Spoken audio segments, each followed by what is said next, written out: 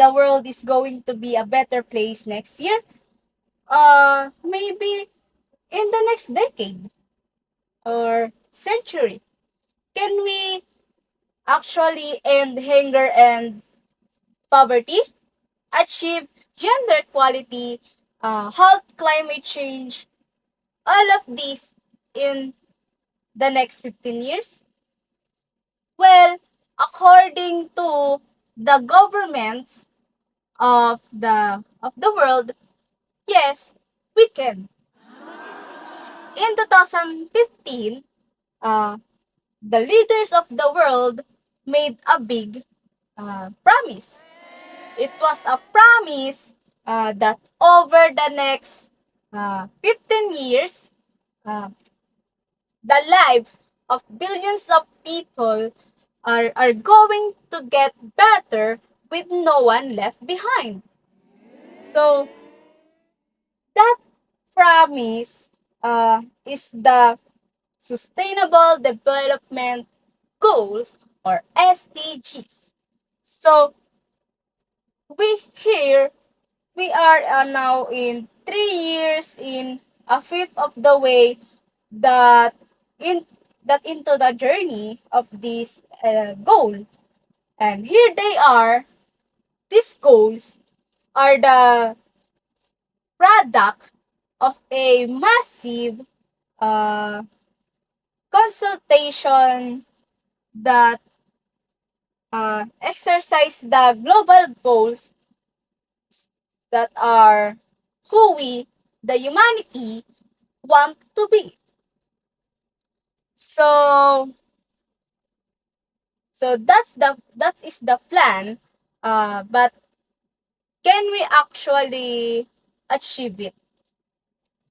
Can this vision of a better world really become a reality?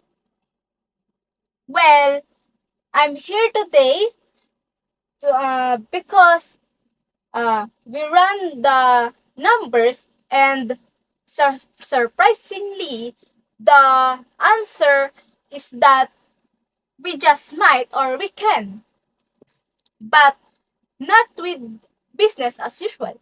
So, it may seem far-fetched to think that the world is improving when daily news often paints a picture of a regression.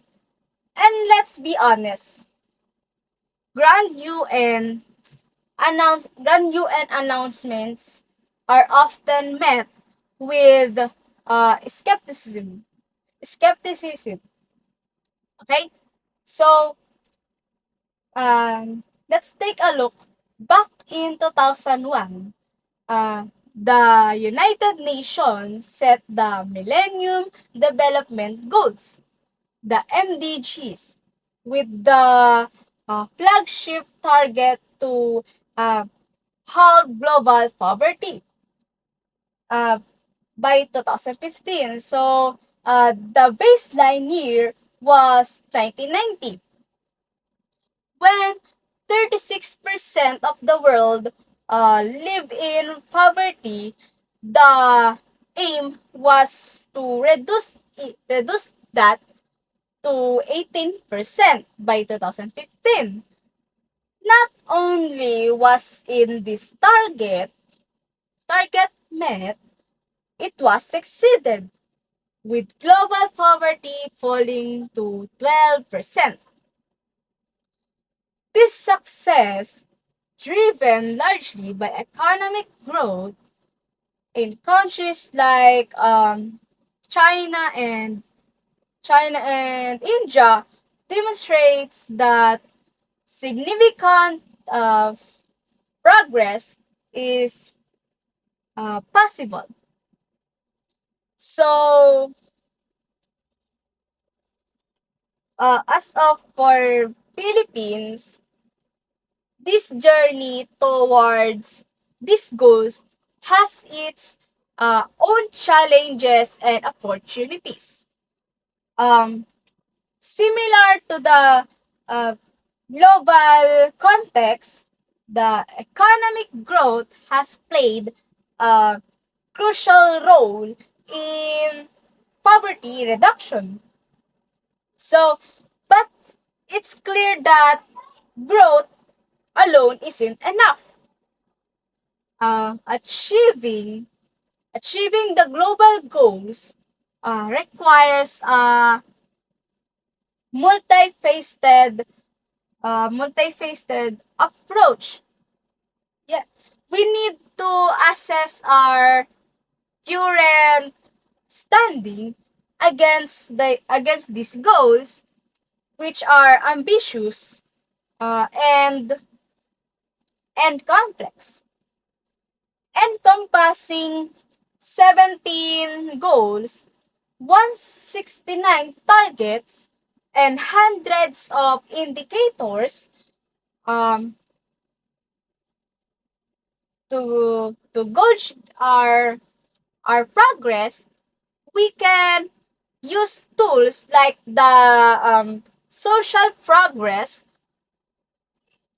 index, social progress index, which evaluates a society based on three core questions like um, do people have their basic needs met, like food, water, shelter, and safety. The next question is that do they have access to the building blocks like for better life, like education, information, health, and sustainable environment.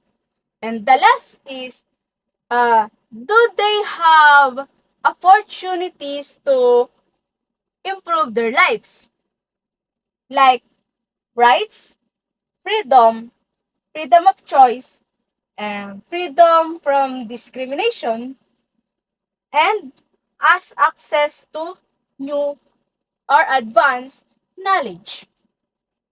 So, the social uh, the social progress index is that scores countries on this criteria. For instance, the Norway is the highest performer, and while the lowest uh, lowest is the Central African Republic. So the global average is 61, comparable to countries like Cuba or Kazakhstan.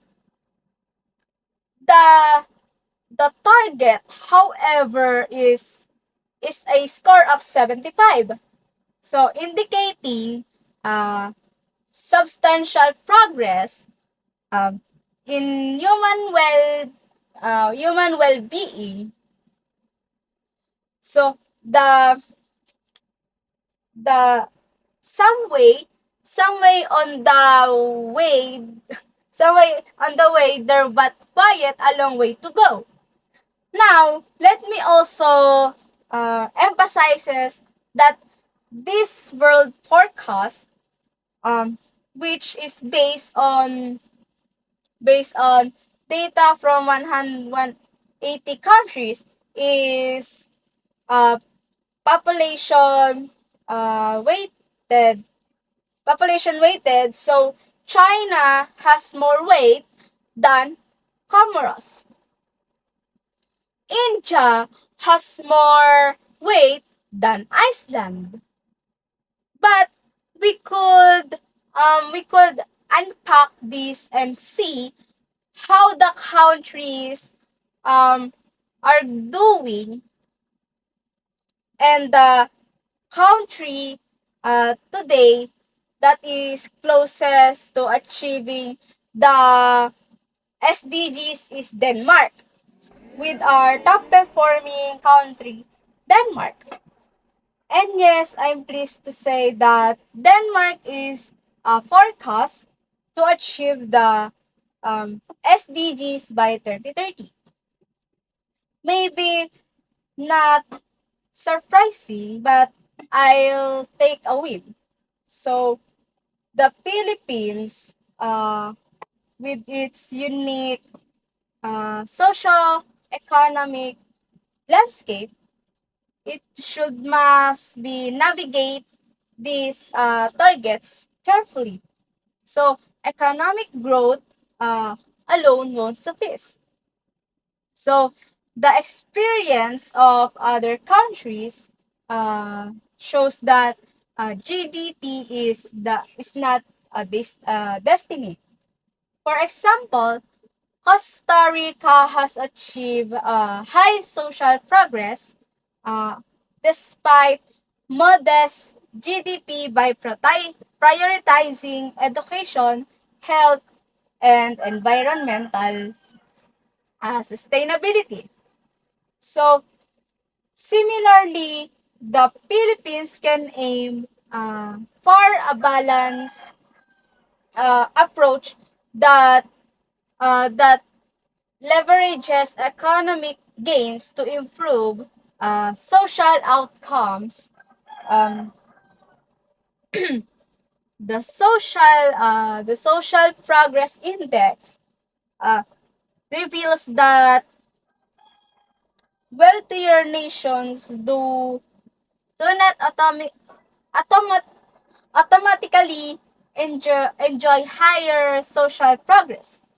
Many countries like Russia and China show that natural resource wealth or economic booms do not necessarily um, translate into social well-being. So, conversely, nations like Costa Rica and Rwanda is that demonstrates that focus policies on human human development can yield high social progress even with lower GDP levels. So, the path to achieving these goals involves rejecting the status and demanding a new approach from our own very own leaders. So, the People's Report Card, which is the grades countries on their progress towards the global goals, is a tool that can hold leaders accountable by tracking and demanding the transparency and action citizens can push for the necessary changes. So, can we really can we really reach the global goals? So, not with the business, but even substantial economic growth won't suffice if it benefits only the wealthy. We need to prioritize social progress and scale. Effectively solutions and worldwide. So the global goals represents a historic opportunity as global leaders have committed to them. So, we must hold them accountable through mechanisms like the People's Report Card, which grades progress on these goals annually, ensuring continuous accountability. So, with that, to achieve these goals, we need to demand a different path from our leaders. One that prioritizes social progress and well-being. For, let's choose the world we want. I'm Micaela Mas As from Bitilad 1A. Thank you so much.